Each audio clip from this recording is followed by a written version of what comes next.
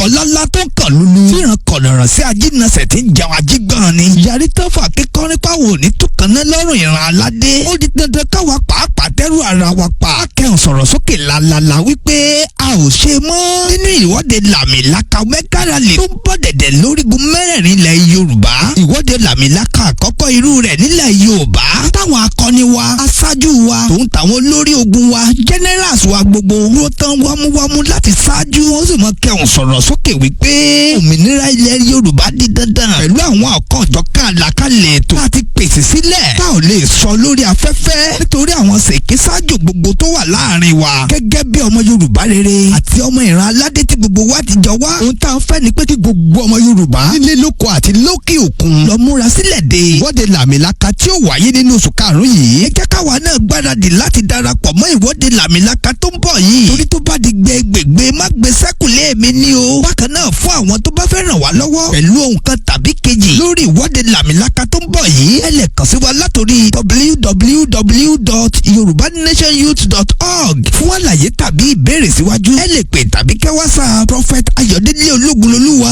Yorùbá Nation Youth Leader in all diaspora lórí +1 803 846 1116 tàbí Comrade Omiyo wọ́n jẹ́ Homeland Yorùbá Nation Youth Leader lórí +234 703 717 3355 Yorùbá Nation no going back. Ìkéde ìdẹ́sẹ̀ tí gbọ́yìn látọwọ́ ìgbìmọ̀ tó wà fún ìpolongo Yorùbá Nation Youth lórúkọ ọ̀dọ́ Yorùbá pátápátá.